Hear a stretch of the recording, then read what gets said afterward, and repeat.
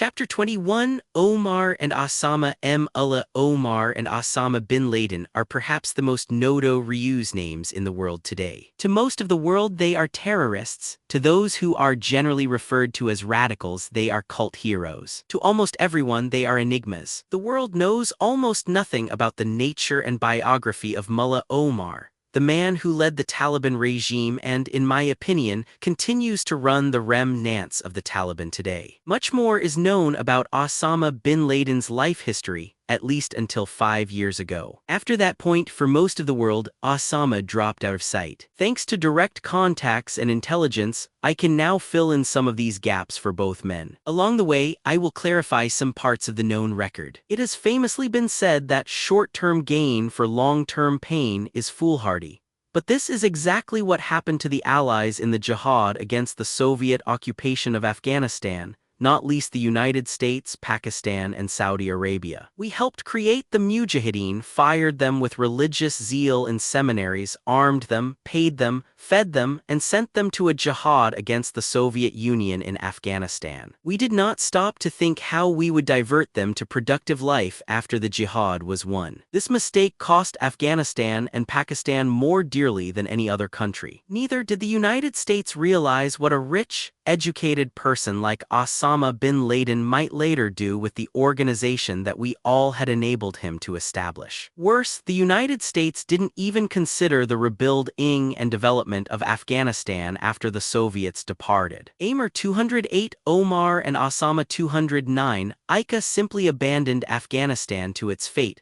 ignoring the fact that a wretchedly poor and unstable country, armed to the teeth with the most sophisticated weapons and torn apart by warlords, could become an ideal haven for terrorists. The United States also ignored what might happen to Pakistan now that the deadly drug heroin had been introduced into our country and we were awash with weapons of the most lethal kind. Worse, America imposed sanctions against us under the totally biased Pressler Amendment, passed in 1985, which banned military and economic assistance to Pakistan unless the President of the United States certified year by year that we did not possess a bomb. I cannot think of a better way of losing friends, but I believe our greatest oversight was to forget that when you help to organize and use people fired by extraordinary religious or ideological zeal to achieve your objectives, you must consider that they might be using you to achieve their objectives, and are only temporarily on your side for tactical reasons of their own. In Mullah Omar's case, the objective was to gain power in Afghanistan. In the case of Osama bin Laden, it was perhaps to get help from America, Pakistan, and Saudi Arabia to create Al-Qaeda, obtain funding and arms, and finally secure a base from which to operate. In such situations, who is using whom becomes murky. We, the United States, Pakistan, Saudi Arabia, and all those who were allied with us in the Afghan jihad, created our own Frankenstein's monster. The Taliban were not a new, post-Soviet phenomenon. They were taught by the same teachers in the same seminaries that had produced the Mujahideen. But now the label had changed. When we sided with the Taliban, it was for good reasons. First, that they would bring peace to Afghanistan by bringing the warlords to heel.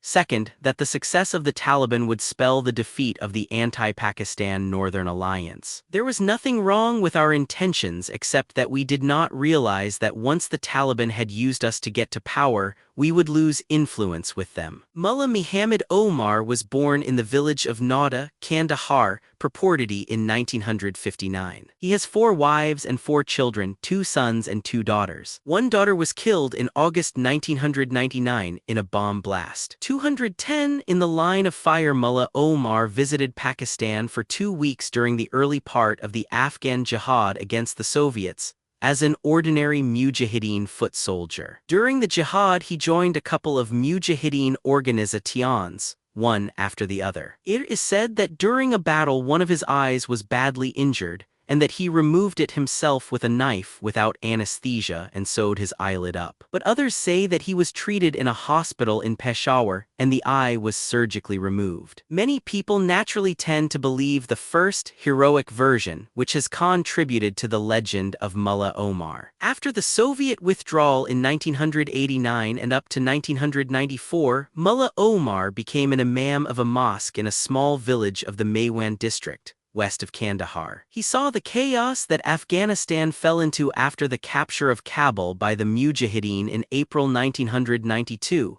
With numerous warlords controlling different parts of the country. The public had little security from murder, rape, theft, and extortion. The Taliban movement began in Maiwand in June 1994. It took off quite abruptly, mainly owing to the lawlessness in that area. It was sparked by a single incident. 2 young boys were abducted, viciously raped, and killed by an Afghan gangster turned checkpoint commander and his associates outside Kandahar. The public, already desperate, naturally became agitated and started protesting violently. Mullah Omar and his small, unknown band of Taliban rushed to the checkpoint, disarmed the violators, and killed some of them. The Taliban were seen as protectors of the defenseless against rapacious warlords and gangster officials. They then started cleaning up various areas. Their fame spread rapidly. Followers joined up within Afghanistan and from certain sem-e-naris in Pakistan, mainly in the northwest frontier province, Balochistan, and Karachi. Mullah Omar was appointed Amir, leader, of the Taliban in October 1994. In 1996, a Grand Assembly, also called Zishura, of 500 religious scholars held in Kandahar appointed him Amirul Momineen, or Commander of the Faithful. By that time, after a swift offensive, the Taliban were already occupying 90% of Afghanistan. The arrival of the Taliban on the scene was a spontaneous reaction to the chaos and lawlessness in Afghanistan, and to the atrocities committed by former Mujahideen commanders, warlords, and gangster Afi Omar and Osama 211 Siles. Though this movement began at home, the Pakistani government under Benazir Bhutto tried to take the credit for having created, raised, and launched it, in the hope that the Taliban's rapid military success would be to Pakistan's political advantage. Benazir Bhutto's interior minister, Major General Nasirullah Babur, retired, naively started calling the Taliban "my children." It was only later, when his children became disobedient, that Benazir's government disowned them. The truth is that the Taliban did not ask for or receive any help from Pakistan in their earliest stages. The United States, I suspect, did not disapprove of the Taliban phenomenon for the same reason that we did not. The Americans hoped the Taliban could bring peace and stability to Afghanistan. The governments of Saudi Arabia and the United Arab Emirates (UAE) may even have helped the Taliban discreetly, while their citizens helped openly with donations. Because of the stalemate between the warring tribal factions, the Western powers in general and the United States in particular welcomed the emergence of a third force, hoping for a return to some normality. When they later became disillusioned, it was easy for them to dissociate themselves from the Taliban. Not so for us. The Taliban were all Pakhtuns from an area bordering Pakistan's northwest frontier and Balochistan provinces, which also have an ethnic Pakhtun population. We have strong ethnic and family linkages with the Taliban. The opponent of the Taliban was the Northern Alliance, composed of Tajiks, Uzbeks, and Hazaras, backed by Russia, India, and Iran. How could any Pakistani government be favorably inclined toward the Northern Alliance? Any such inclination would have caused serious strife and internal security problems for Pakistan. We invited Mullah Omar to Pakistan a number of times after he gained power, but he always refused, citing wartime conditions in his country. We also offered to send him for Umrah, the small pilgrimage to Mecca, but he parried this offer too. He always met delegations from our intelligence agency but never allowed any of his field commanders to interact with us. He said they were continuously involved in operations. Thus, our relations with the Taliban were never smooth. In fact, they were quite uncomfortable. 212 In the line of fire, we could only watch in horror as the Taliban unleashed the worst abuses of human rights in Afghanistan under the cloak of their own peculiar interpretation of Islam. An interpretation that the majority of Muslims reject, and which gives a bad name to a great religion. Once, visiting players of a Pakistani football team were arrested by the Taliban government for wearing shorts during a game, and their heads were shaved as punishment. The Taliban refused to allow women to step out of their homes, even to go to the market, and refused to allow girls to attend school. They were infamous for torturing adulterers and murdering their enemies. Once they locked up a number of Iranians in a shipping container, let them starve and suffocate, and finally shot them with Kalashnikovs through the walls of the container. Pakistan's first official interaction with Mullah Omar took place in the last week of October 1994 at a place called Spin Boldek on the Pakistan-Afghan border. The purpose of this first meeting was to seek safe passage for a Pakistani humanitarian and relief convoy. The meeting took place in an operations room during a battle against some Mujahideen commanders. Omar bluntly refused at first because of the ongoing fighting along the route, but toward the end of the meeting he agreed reluctantly. The convoy was hijacked later, but not by the Taliban. After Osama bin Laden arrived in Jalalabad in southern Afghanistan in May 1996,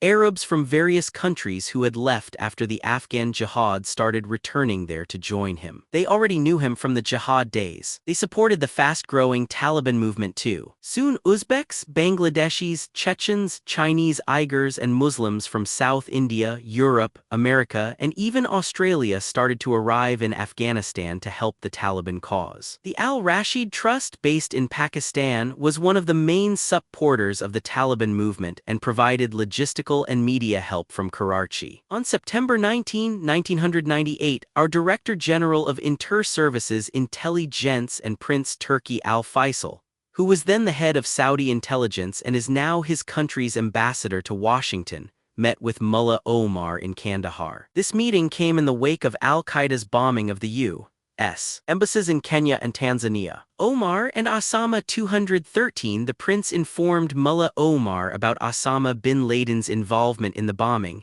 and shared information about his plans, luckily unearthed and foiled, to blow up the U.S. consulate in Jeddah. He reminded Omar that 3 months earlier, in June 1998, the Taliban had given a firm commitment to Saudi Arabia, through the prince, that they would expel Osama bin Laden from Afghanistan and hand him over to the Saudis. Yet they had done nothing. The prince also reminded Mullah Omar about Osama bin Laden's promise to the Taliban that he would not involve himself in any terrorist activities while he was in Afghanistan. This promise was belied by a press conference in Khost in 1998, at which Osama boasted of inspiring people to commit terrorist acts. Osama had also masterminded unrest in the Kingdom of Saudi Arabia. Yet the Taliban still had not handed him over to Saudi Arabia, as promised. Our Director General of Inter-Services Intelligence also stressed to Mullah Omar that both Pakistan and Saudi Arabia had sincerely supported the jihad in Afghanistan against the Soviets. He said that his earnest advice to Mullah Omar was either to expel Osama from Afghanistan or hand him over to the government of his native country. The Director General also told Mullah Omar that Osama's links inside Pakistan were a source of great concern.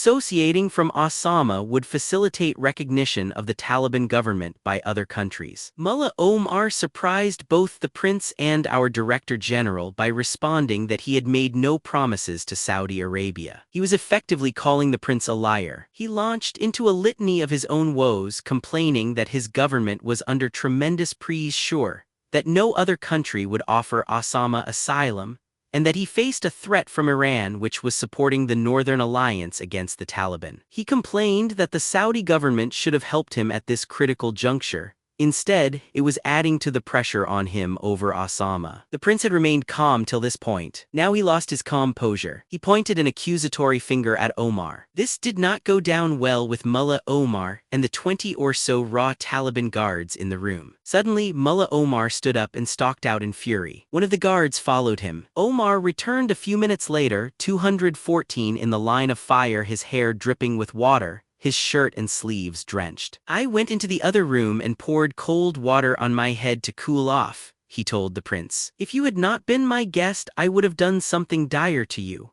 Omar proposed the formation of a council of Islamic scholars from Afghanistan and Saudi Arabia to decide Osama's fate. He bitterly objected to the presence of American troops on Saudi soil, which was also one of Osama's complaints, and said that the Muslims of the world would unite to liberate the kingdom. He said that the older generation of Saudis had a great deal of self-respect and would never have allowed America's entry into the sacred land. He accused Saudi Arabia and Pakistan of giving him only 1% support in what he called the Osama crisis. He said that he had obtained a written promise from bin Laden not to violate the Taliban's trust by involving himself in any militant activity from Afghan soil. The prince became even more annoyed and accused Omar of insulting the Saudi people, Saudi religious scholars, and the royal fam Wiley. He would not tolerate further disgrace, he said. If the Taliban ever entered Saudi Arabia with nefarious intent, he would be the first to fight them. Then he got up, gave the salutation wa salam, and left. Now it was Mullah Omar's turn to be shocked. He had been playing to the gallery, his guards and the other Taliban around him. He asked what had happened. Our Director General of Inter-Services Intelligence replied that it seemed that the prince did not wish to continue the discussion and had left for the airport. But Mullah Omar still did not comprehend that he had made an enemy out of one of the few people who could have truly helped extricate the Taliban from the mess created by Osama bin Laden's presence in Afghanistan. How do you negotiate with such a man? He was and is still caught in a time warp, detached from reality. But we could not simply abandon Afghanistan to the Taliban by withdrawing recognition and closing down our embassy in Kabul. God knows that the Taliban gave us enough cause.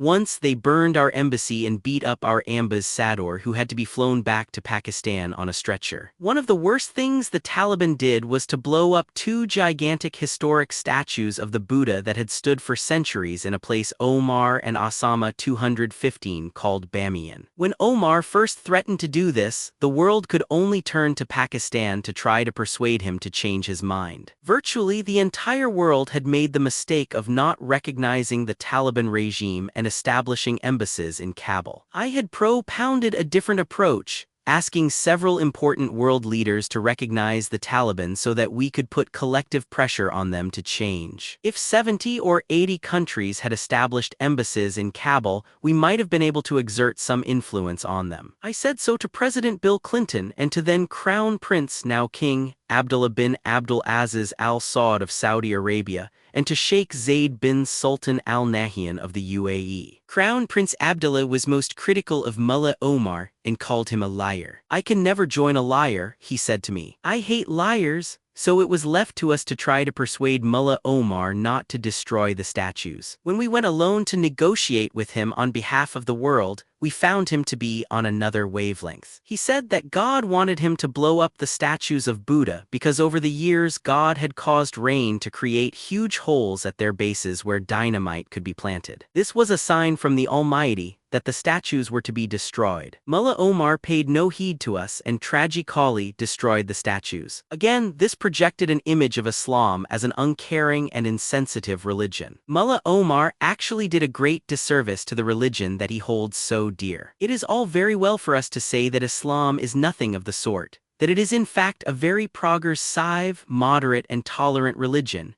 which indeed it is. But why should the people of the world bother to go out of their way and spend their precious time to explore the authentic sources of Islam? They are going to judge Islam by the utterances and actions of Muslims, especially those actions and utterances that affect their lives directly, and not by the protestations of academics and moderates, no matter how justified. After 9/111 was absolutely clear in my mind that the only way to avoid the wrath of the United States against Afghanistan and the Taliban was to somehow get Osama bin Laden and his followers out. My foremost concern certainly was the direct adverse effect on Pakistan of the United States military action against the Taliban. The key to 216 in the line of fire Afghanistan lay in negotiating a surrender or extradition of Osama. We initiated a dialogue immediately, realizing fully that the window of opportunity was very small. The United States and the world now realized how useful Pakistan's existing diplomatic relations with the Taliban were. My earlier strategy of maintaining diplomatic relations with the Taliban in order to try to change them from within was vindicated at that moment. Had there been numerous embassies in Kabul and had they put collective pressure on Mullah Omar against Osama, maybe we would have succeeded. The impact of 9/11 was lost on Mullah Omar and the Taliban. It was God's punishment for the injustices against Muslims, Mullah Omar said. God was on their side, and Osama bin Laden was a superman. Thus, negotiating with Mullah Omar was more difficult than one can imagine. It was like banging one's head against a wall. We have two entirely opposite worldviews. Whereas I believe that one must exhaust every avenue to avoid war and the death and destruction it entails, Omar thinks that death and destruction are inconsequential details in a just war. Like all those who believe in an afterlife and regard temporal existence as transitory, religious extremists like the Taliban and Al-Qaeda believe that death, the right death, is of little consequence. Dying then becomes martyrdom, with paradise guaranteed. The problem is how to agree on what is a just or holy war. People like me hold it as a cardinal principle that a leader's first duty is to protect his country and the lives and property of his people. People like Mullah Omar believe that worldly possessions, including life itself, are secondary to their principles and traditions. One of those traditions is the protection of anyone who has been designated a guest. Osama bin Laden and his followers were guests of Mullah Omar and the Taliban, and therein lay the difficulty. Try as we did, we could not persuade Mullah Omar to let go of Osama in the window available before October 7, 2001, the deadline imposed by President Bush. We told him that his country would be devastated, but he did not understand. He really believed that American forces could be defeated. In this, he was misled first by Osama bin Laden himself, but also by other misguided religious thinkers, even in Pakistan. Omar and Osama 217. The United States started its massive carpet bombing of Afghanistan on October 7, simultaneously with a land offensive with the Northern Alliance. After a brief organized resistance, the Taliban commanders fled to the countryside and the mountains, where they are best at guerrilla warfare. In the first week of December 2001, Mullah Omar, sensing defeat, escaped on a Honda motorcycle and went into hiding. Once when Prime Minister Koizumi of Japan asked me about the whereabouts of Mullah Omar,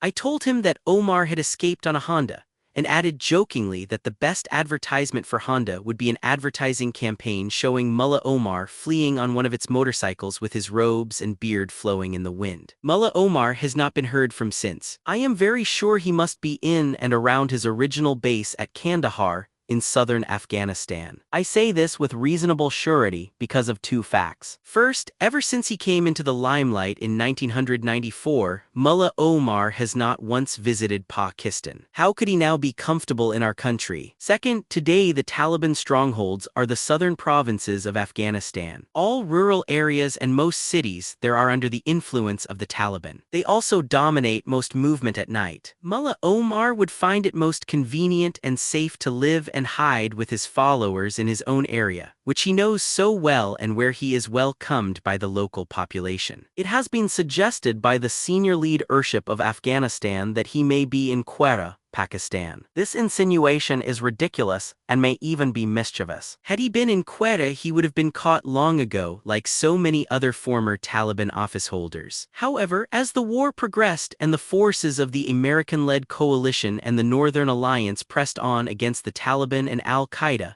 many of them escaped and crossed the border into Pakistan's tribal regions and cities. This caused immense problems for us, because Mullah Omar is still alive and free and the Taliban are by no means finished. Some romantics believe that Mullah Omar has inspired his people by refusing to bow to America. It is easy to think this on a full stomach and in the comfort of one's family and home, but if one were to ask an Afghan to choose between his family, home, and hearth on the one hand and his self-esteem on the other, I am sure he would choose the former. 218. In the line of fire, the other famous fugitive from the mountains of Tora Bora is, of course, Osama bin Laden. Although the world knows much more about Osama than about Omar, it is worth filling in a few details of his background. After the Soviet occupation of Afghanistan, Muslims from all over the world were encouraged by the United States and its allies to flock to Pakistan to join the Afghan Mujahideen in the jihad against the Soviet Union. In 1982, a Palestinian doctor, Abdullah Azam, and a group of spiritual leaders established an organization called Maktaba al-Khidmat in Peshawar, Pakistan. Osama bin Laden was Azam's deputy. The organization provided financial, logistical, and other support to the Mujahideen. Most of the financing came from Osama bin Laden, whose family is very rich. Of course, all this didn't happen in a vacuum.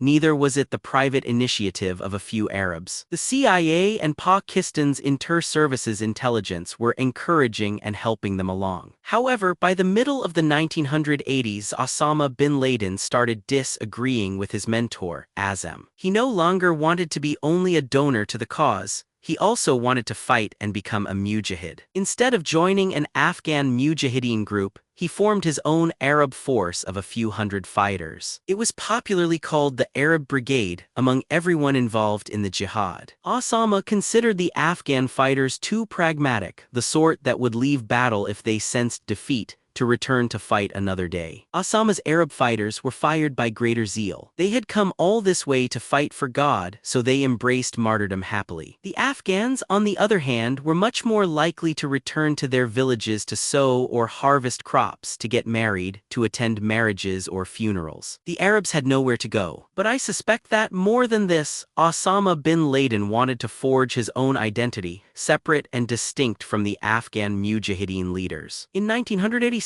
Osama set up his own base close to a Soviet garrison in eastern Afghanistan near a village called Jaji, about 10 miles 16 kilometers from Pakistan. In a rare display of ego, he named it Masada, Lion's Den, I suspect after himself, for the name Osama means lion. In the spring of 1987, Osama bin Laden fought a pitched Omar and Osama 219 battle against Soviet forces in Jaji. The Battle of Jaji was reported in the media worldwide and extolled by many. This was Osama's first taste of fame, and he must have loved it. The Egyptian militants Abu Hafs and Abu Ubaidah fought along with him in this battle. Soon thereafter, he befriended an Egyptian medical doctor, Ayman al-Zawahiri, who was working out of Peshawar tending to the wounds of mujahideen. The name Al-Qaeda, the base, was first used by Dr. Abdullah Azam in April 1988, in an article in a magazine called Jihad. His idea was to form an organization that would offer social services to Muslims and would act as a base for the Muslim awakening.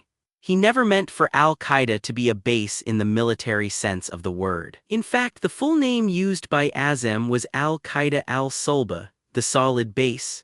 Abdullah Azam's view of jihad was to expel occupiers from Muslim lands. But Osama also wanted to topple governments in Muslim countries that he considered apostate. This would cause conflict between Muslims, however, and Azam wanted nothing to do with it. It led to a falling out between them. Osama bin Laden took the name suggested by Azam and formed Al-Qaeda, dropping al-Sulba. A year later, on November 24, 1989, Abdullah Azam was assassinated. It is suspected that Osama was behind his mentor's murder. In February 1998, 9 years after the formation of Al-Qaeda, Osama bin Laden formed an umbrella organization called the Islamic World Front. Its purpose was to struggle against the occupation of Palestine by Israel. Al-Qaeda, on the other hand, is a multinational extremist organization whose members come from various countries but most particularly from Egypt. It has a worldwide presence and its purposes are the following. 1. To radicalize existing Islamic groups and to create new ones where there are none. 2. To proselytize. 3. To drive American forces out of Muslim countries. 4. To combat the designs of Israel and the United States in the Middle East. 5. To support Muslims' struggles for freedom everywhere. 6. To pool all Muslim resources for the common cause of jihad. 220 in the line of fire. Al-Qaeda comprises a consultative council or shura under which there are 4 committees: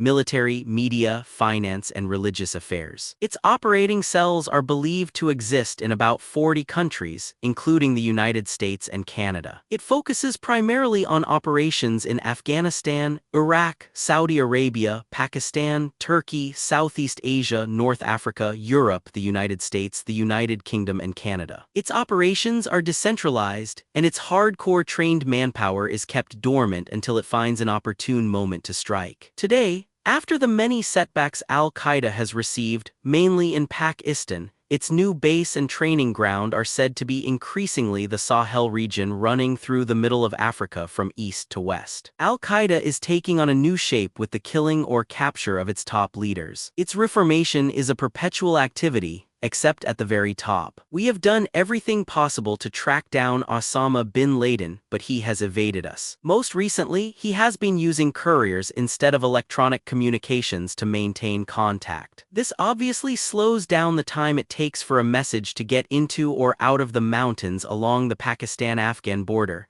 to as much as 30 days in each direction. We have been able to intercept some of the courier traffic. The location of Osama and his few close associates has been a mystery that we, more than anyone else, have been anxious to resolve. Clues to Osama's whereabouts have arisen during interrogations. Ramzi bin al-Shib, who was supposed to be the 20th hijacker of 9/11, escaped from Tora Bora unhurt and was arrested by us after a shootout in Karachi along with two Burmese nationals, Sayyid Amin and Abu Badr. Under interrogation, Amin told us that he had met Osama bin Laden at an unknown location around June 2002. Khalid Sheikh Mohammed KSM, the third-ranking member of al-Qaeda whom we captured in Peshawar, denied having met Osama after 9/11, but he told us that Osama was alive and well and that they had been in touch. He said that the last letter he had received from Osama came through a courier. He also said that Osama had been helped before Operation Anaconda to move out of Tora Bora to Waziristan by Jalal-ul-Din Haqqani,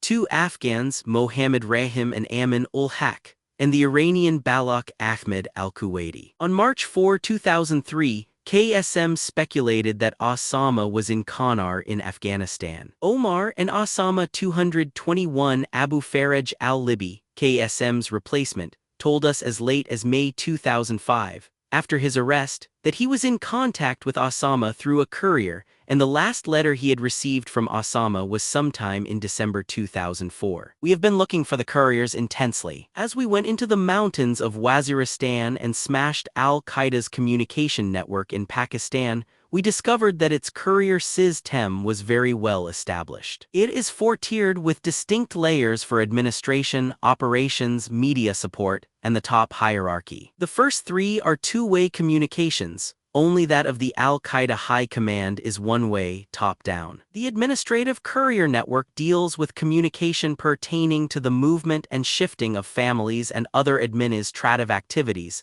and the flow of information from families to financiers and vice versa. A combination of Afghan and Pakistani couriers runs this network. The operational courier network deals with passing operational instructions. Here, greater care is exercised in selecting couriers. The procedure ensures maximum security through a code word and cutout system. That is, unwitting couriers are substituted for knowledgeable people wherever possible. The media support courier network is used for propaganda and motivation. These messages are mostly in the form of CDs, leaflets, videos, etc., often delivered to the television network Al Jazeera. The fourth tier of the courier network is used only by the top leaders of al-Qaeda who try not to pass messages in writing, except where that is unavoidable, as with letters to KSM and Libby. Normally, the leaders make their best, most trusted, die-hard couriers memorize messages to al-Qaeda's operational hierarchy, and then convey them verbatim. It is only a matter of time before bin Laden is caught. He does not have the sympathy or hospitality of all the tribes in Pakistan's tribal areas. If I had to guess, I would assume that he is moving back and forth across the Pakistan-Afghanistan border somewhere. The fact that so many Saudis are in the Qanar area perhaps suggests that this is where Osama bin Laden has his hideout, but we cannot be sure. I have said half-jokingly that I hope he is not caught in Pakistan by Pakistan's troops.